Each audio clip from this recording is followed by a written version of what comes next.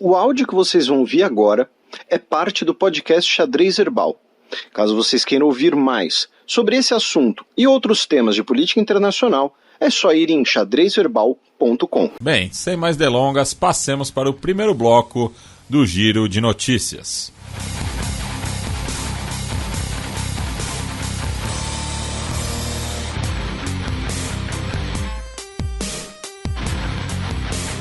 Giro de Notícias.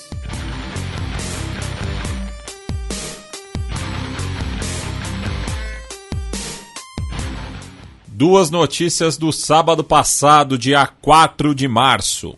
Tratado dos Oceanos é alcançado após uma década de negociações.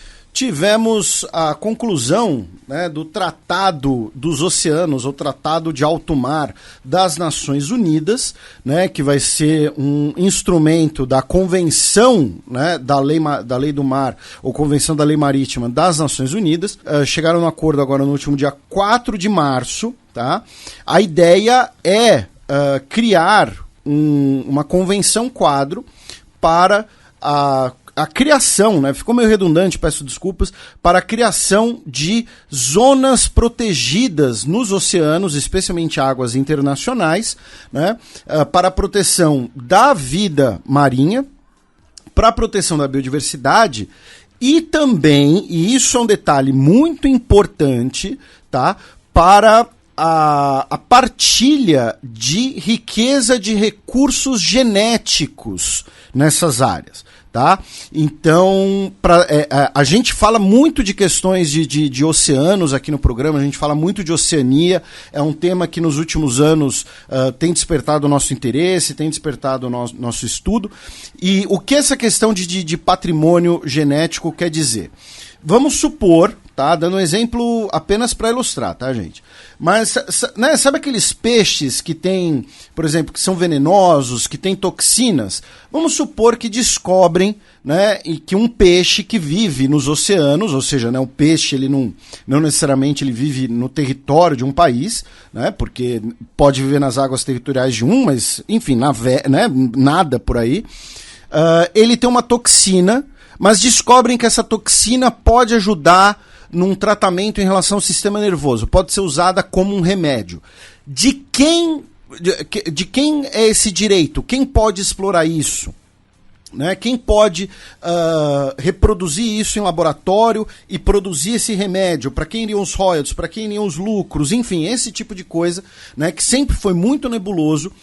No Brasil, normalmente, quando se fala desse tipo de coisa, se fala muito da questão da Amazônia, mas tem os oceanos, E apesar do planeta se chamar Terra, já diria o sábio, a maior parte é água. Fica aí a reflexão. Já diria Arnaldo Beni. O Guilherme Arantes já cantava isso há bastante tempo. Guilherme Arantes, outro grande filósofo. Então, isso torna o acordo interessante. E mandar um abração para a nossa querida ouvinte Nayara Costa, que trabalha nas Nações Unidas, que me recebeu lá quando eu fui lá, e que tem me dado algumas dicas muito legais sobre esse tema. Eu estou devendo uma resposta para ela, inclusive. Chefe da Agência Internacional de Energia Atômica visita o Irã para negociações nucleares. O Rafael Grossi visitou Teherã essa semana para conversar sobre o programa nuclear iraniano. Semana passada a gente repercutiu que a IEA afirmou que encontrou requisitos de urânio quase a 90%, em uma usina nuclear iraniana. Ele se encontrou com o Mohamed Eslami, que é o chefe da Agência de Energia Atômica do Irã, também se encontrou com o ministro de Relações Exteriores do Irã e teve uma audiência com o presidente, o Ibrahim Raisi. Tá? E, claro, também falaram de como seriam as bases para uma eventual retomada do acordo nuclear com o Irã.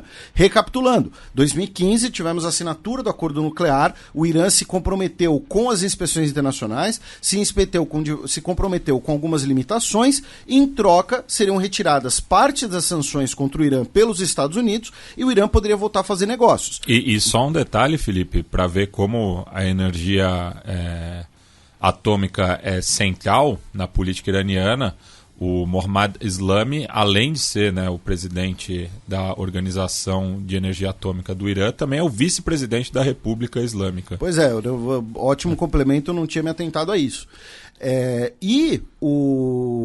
No governo Trump, as sanções foram retomadas, o acordo nuclear foi por água abaixo e o Irã se aproximou cada vez mais da China, da Rússia, em consequência. Então, temos todas essas discussões, assuntos que a gente abordou aqui várias vezes. Também em relação ao Irã, o governo anunciou que prendeu suspeitos de terem intoxicado, né, as alunas mulheres de escolas femininas. Segundo o governo iraniano, esses suspeitos participaram dos protestos, né, contra o governo iraniano e teriam realizado esses ataques ali como uma maneira de tentar responsabilizar, de tentar né, danificar ainda mais a imagem do Irã. É claro que essa é a versão do governo iraniano. A gente tem que ser cético com qualquer versão de qualquer governo, sempre. Né? Então é bom a gente também, como eu disse, ainda ficar um pouco cético, mas, segundo o governo iraniano, já prenderam alguns suspeitos desse envolvimento. Notícia da segunda passada, dia 6 de março. União Africana adia reunião na Tunísia após ataques racistas. Recentemente, né, o presidente projeto digitador da Tunísia, o Sayed, mencionou, né, que o país sofre o risco, né, da imigração africana subsaariana que quer transformar o país num país africano. Né? Leia-se negro. Isso, exatamente. Né? Porque a Tunísia é um país africano, né? Embora seja um país do norte da África, com uma população, boa parte arabizada, né? Uma parte da população berbere, outra parte da população imigrante, enfim, um país do Mediterrâneo. É que nem quando, né, o mesmo discurso, e muitas vezes que também tem conotações racistas, quando o Marrocos recentemente, né, avançou na Copa do Mundo. Ah, mas o Marrocos é um país africano. Né? É um país. O Marrocos é um país tanto africano, quanto um país árabe, quanto um país mediterrâneo. É as três coisas ao mesmo tempo. Né? Enfim, o Kais Saied fez esses comentários extremamente deploráveis, esses comentários racistas, e por conta desses comentários, e dele não ter, até agora, retirado esses comentários, mesmo com protestos, né, no país, e a prisão de diversas pessoas de origem subsaariana que estavam trabalhando no país, diversos deles em situações irregulares, mas há claramente um perfilamento racial nessas operações de repressão das autoridades tunisianas, a União Africana afirmou que que vai adiar, né, a conferência da União Africana, que seria realizada agora no dia 16 de março no país, sobre lavagem de dinheiro no continente africano. Então era uma conferência que iria reunir representantes dos dos 50 governos africanos na Tunísia para discutir lavagem de dinheiro no continente, e essa conferência, por sua vez, foi adiada. Tá? E a União Africana também disse que o governo africano não deve utilizar discursos racializados que podem colocar as pessoas em situações vulneráveis. Também na Tunísia, meu caro Matias, nesse último final de semana, tivemos um protesto na capital Tunis contra a ditadura do Sayed, mesmo com o governo proibindo, né, grandes demonstrações, proibindo grandes reuniões nas ruas, né, independente do caráter político ou não. As manifestações também pediram a libertação das mais de 20 pessoas, 20 lideranças da oposição que foram detidas nas últimas semanas, e calcula-se que cerca de entre 1.000 e 2.000 pessoas participaram da manifestação. Claro, não é um número tão grande assim, não se compara, por exemplo, à Revolução de Jasmim, mas é um início, lembrando que a maior demonstração popular contra o Sayed foi recentemente com boicote às eleições. E que também, né, o que convencionou-se chamar de Primavera Árabe tem início na Tunísia, né? Exatamente, né? A Revolução de Jasmim, como às vezes é chamada. E ainda no norte da África, meu caro Matias, a gente sempre comenta aqui algumas notícias legais de arqueologia, né? Uma descoberta, né? Nós tivemos 2 descobertas interessantes no Egito recentemente. Uma delas são no templo de Dendera, né, que fica a 450 quilômetros ao sul do Cairo, incluindo uma esfinge que possivelmente tem o rosto do imperador romano Cláudio, período justamente em que o Egito foi dominado pelos romanos, então mostrando uma fusão de influências, mostrando algo interessante se for comprovado. E também foi descoberto, né, um túnel secreto que ainda não era conhecido na grande pirâmide de Gizé, né, que é a mais conhecida das pirâmides. E se vocês quiserem conhecer mais, ficarem atualizados sobre isso, a gente sempre recomenda o trabalho da nossa querida Márcia Jamili lá no Arqueologia pelo Mundo. E, finalmente, agora numa notícia negativa, também no continente africano, o parlamento de Uganda, hoje, dia 9 de março, avançou na discussão da lei que vai criminalizar completamente os LGBTs. Atualmente, você ter relações com pessoas do mesmo sexo já é ilegal, tá? Porém, a nova lei de Uganda prevê que a mera identificação da pessoa como, por exemplo, um homem gay ou uma mulher lésbica ou qualquer tipo de mera autoidentificação já pode ser punível com até 10 anos de prisão. Também vai penalizar a promoção da homossexualidade e a conspiração para relações com pessoas do mesmo sexo. Ou seja, se uma pessoa mandar uma mensagem que seja considerada um flerte para uma pessoa do mesmo sexo que ela pode ser presa. E, assim, essa lei é um absurdo em tantos níveis, né? Mas que vejam o abuso que essa lei pode causar num país que é uma autocracia, né? Uganda é um governo autoritário. Então vamos supor, você diz que, olha só, no início agora do programa, né, eu falei que o Matias é lindo. E aí, isso poderia ser considerado como uma conspiração para a homossexualidade, ou poderia ser preso se eu fosse um opositor do governo, por exemplo. Então ela é um absurdo em tantos níveis que não dá nem para começar a condenar. Notícia da última terça-feira, dia 7 de março. Síria diz que ataque aéreo israelense impede operações no aeroporto de Alepo. Nós tivemos um ataque aéreo, né, israelense contra o aeroporto de Alepo na última terça-feira, tá? Que danificou o aeroporto e teria destruído alguns galpões em que supostamente estariam armamentos enviados pelo Irã. A grande questão que faz esse ataque ter sido inclusive condenado por outros países da região, como a Turquia até mesmo, é que o aeroporto de Alepo é o principal aeroporto por onde está chegando ajuda internacional para as pessoas afetadas pelo terremoto, né, que ocorreu na Síria e na Turquia, né, em fevereiro. O grande terremoto que deixou mais de 50 mil pessoas mortas, a gente vai falar mais dele nesse programa, inclusive, quando a gente falar de Turquia. Então o aeroporto de Alepo é por onde está chegando boa parte dessa ajuda humanitária, que, segundo o governo sírio, foi redirecionada para o aeroporto de Latáquia. E é interessante, o aeroporto de Latáquia, né, é, na verdade, uma base aérea utilizada pela Força Aérea Russa.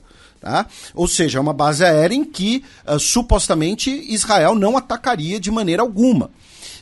Lembrando que Israel segue uma política de opacidade, não confirma e nem nega a autoria desses ataques. Quem afirma que foram os israelenses que atacaram é o governo sírio. Mas como a gente sempre lembra aqui, hoje o único país da região que teria interesse e capacidade de atingir aeroportos na Síria, né, bases aéreas na Síria, ou seja, passando por cima das defesas antiaéreas sírias e russas, embora as defesas antiaéreas russas estejam enfraquecidas na região. A gente até comentou alguns meses atrás, né, quando os russos enviaram parte dos seus equipamentos militares que estavam na Síria para a Ucrânia. Porém, Israel é o único país que tem isso como um objetivo, né, para atingir alvos especialmente próximos do Irã, ou então carregamentos de armamentos vindos do Irã, indo para o Hezbollah que faz parte da guerra na Síria, e tem a capacidade bélica, a capacidade tecnológica para isso.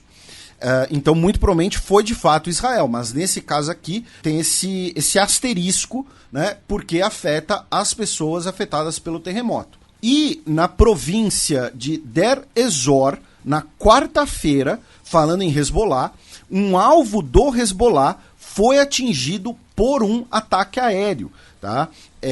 Muito provavelmente também realizado por Israel, embora a região de Der Ezor é uma região com a presença de aliados dos Estados Unidos. Então pode ter sido, por exemplo, um drone dos Estados Unidos, alguma coisa assim que realizou esse ataque. Passemos agora para o segundo bloco do Giro de Notícias.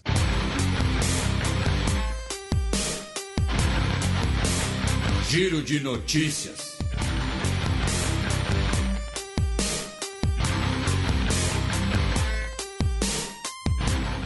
Quatro notícias de ontem, quinta-feira, dia 9 de março. Nepal elege terceiro presidente de sua história. O Ramchandra Paudel foi eleito presidente do Nepal, né, numa eleição indireta, né, pelo parlamento. Terceiro presidente, porque, né, lembrando, o Nepal virou uma república apenas em 2008. Até então o Nepal era a república teocrática hindu, né, do mundo. E ele é líder do Congresso Nepalês, que é inspirado no Congresso Nacional Indiano, né, o partido do Nehru e do Gandhi, que é um partido hoje social-democrata, e essa eleição foi o motivo, né, do rompimento da coalizão de partidos comunistas nepaleses que a gente mencionou no programa passado, né, lembrando que os três maiores partidos do parlamento nepalês são partidos de esquerda, né, o Partido Comunista Marxista-Leninista, o Partido Comunista Maoísta e o Congresso Nepalês, que é o Partido Social-Democrata. No subcontinente indiano, meu caro Matias, o Narendra Modi recebeu o primeiro-ministro da Austrália, o Anthony Albanese, para um jogo de cricket em Ahmedabad, num estádio Narendra Modi, né, o estádio batizado em homenagem ao premier, e receberam inclusive os capitães dos dois times, o Steve Smith e o Rohit Sarma. O estádio que, se fosse no Brasil, seria o Modão. Boa. Mas seria um estádio de futebol, né? Não um estádio de cricket, que, com todo respeito, não entendo não nada. Pegou no Brasil. Não pegou no Brasil. E assim, sei lá, o Biratã que não nos ouça, mas é meio chato, sei lá. No Paquistão, tivemos um ataque à bomba contra uma delegacia na região do Balochistão, feito por insurgentes separatistas, que deixou pelo menos 10 policiais mortos. Também no Paquistão, a polícia paquistanesa entregou intimações para o ex-primeiro-ministro Imran Khan e também sua esposa, outros familiares e assessores próximos por acusações de corrupção e tráfico de influência. Lembrando que ele alega, né, que sofre uma perseguição política e exige novas eleições. Inclusive, ele realizaria um comício, né, em Lahore, mas o comício foi proibido pelo governo e suspenso. E, finalmente, não exatamente no subcontinente indiano, mas ainda ali na região, o governador da região afegã de Balkh, né, o Dawood Muzamil, o governador talibã, né, da província, foi morto em um ataque à bomba no seu escritório, junto com outras 2 pessoas. O ataque foi reivindicado pelo Daesh, o auto-intitulado Estado Islâmico. Comissão Eleitoral da Nigéria adia em uma semana as eleições para governadores. A gente mencionou no programa passado com Augusto, né, que a Nigéria também passaria por eleições em 28 dos seus estados neste final de semana, né, esse agora dos dias 11 e 12, porém foi adiado para o final de semana seguinte, no dia 18 de março, tá, dizendo que é necessário mais tempo para a redistribuição das máquinas de votação. Tá? E também na Nigéria, meu caro Matias, 6 estados nigerianos queriam entrar na Suprema Corte pedindo que a última eleição presidencial fosse invalidada. Tá? Porém, esses 6 governos estaduais, todos eles, obviamente, governados pela oposição liderada pelo Atiku Abubakar, anunciaram que iriam retirar o pleito e não deram motivos para tal. Tá? Já o Peter Obi afirmou que pretende seguir com o desafio legal contra as eleições que elegeram o Bola Tinubu como presidente e que o Augusto explicou para a gente tudo no programa passado. E o governo brasileiro, no último dia 8, né, no site Itamaraty, tem uma nota do governo brasileiro parabenizando o Bola Tinubu, ou seja, reconhecendo ele como presidente da Nigéria. Ainda no continente africano, grupo terrorista mata ao menos 36 na República Democrática do Congo. Infelizmente tivemos um ataque das Forças Aliadas Democráticas, né, que é um grupo fundamentalista cristão, né, financiado por Uganda, que atacou as vilas de Mukonde e Mausa, no território do Beni, que deixaram pelo menos 36 pessoas mortas. E eles falaram que a vila de Mukonde foi completamente queimada. Tá? Algumas lideranças civis locais falaram à agência France Presse que o número de mortos deve ser ainda maior. E o Burundi anunciou que vai enviar 100 soldados para a Força Multinacional Africana que vai operar no leste da República Democrática do Congo. Lembrando que o Burundi, na década de 1980, teve um genocídio contra os Hutus, né? E o Burundi tem uma lógica, digamos assim, invertida em relação a Ruanda. E por fim, forças israelenses matam 3 integrantes da Jihad Islâmica Palestina. Pois é, algumas notícias ligadas a Israel, Palestina, começando, né, que ontem / hoje, né, quinta-feira, dia 9, a gente já passou da meia-noite, nesse momento são 3 da manhã, as forças israelenses realizaram uma operação em Jenin, deixando 3 homens palestinos mortos e, posteriormente, a Jihad Islâmica Palestina afirmou que os 3 homens eram integrantes do grupo. Já na cidade de Tel Aviv, 3 pessoas ficaram feridas depois de um ataque a tiros na rua Dizengoff, que é a rua mais movimentada ali, a região, né, cheia de bares e cafés de Tel Aviv. Tá? 3 pessoas ficaram feridas, uma em estado grave. Segundo a polícia, o criminoso foi neutralizado, né, que é um eufemismo para morto, e ainda não se sabe as circunstâncias, se foi um ataque terrorista, se foi um episódio criminoso. Isso nesse dia 9, tá? Antes, na semana, nós tivemos mais um ataque na vila palestina de Huara, que deixou 5 palestinos feridos.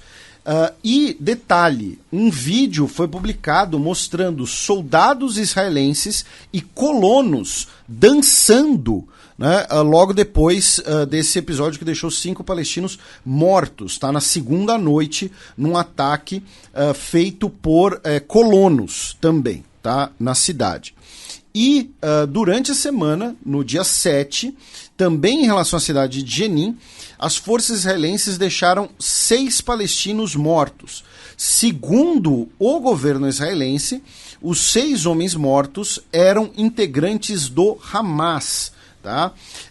Já a autoridade palestina condenou o uso de foguetes dentro da cidade de Jenin, porque as forças palestinas teriam utilizado foguetes para atingir um edifício onde estavam os integrantes do Hamas. E, por sua vez, o próprio Hamas convocou uma resistência total contra os israelenses. Já em relação à proposta de reforma do judiciário em Israel, 2 notícias dessa semana. Uma delas é que, essa semana, 40 pilotos reservistas da Força Aérea de Israel não compareceram ao seu treinamento. Tá? Isso, segundo a imprensa israelense, mais precisamente segundo Haaretz, é algo inédito. Tá? Já que os pilotos da reserva, né, são considerados os reservistas mais importantes, né, de Israel, e eles têm que fazer treinos de adaptação, de reciclagem constantemente. Né? E nessa quinta-feira, dia 9, também tivemos protestos e bloqueios em rodovias contra o projeto de reforma, incluindo o bloqueio da Via Expressa, né? Eu acho que é a melhor tradução, que liga Tel Aviv ao aeroporto Ben Gurion, que é o aeroporto internacional de Israel, já que o Netanyahu, nessa quinta-feira, embarcou para a Itália. E por conta desse bloqueio, ele teve que ir para o aeroporto de helicóptero, e no aeroporto ele encontrou com Lloyd Austin, o secretário de Defesa dos Estados Unidos, que estava voltando do Iraque, aquela visita que a gente mencionou anteriormente.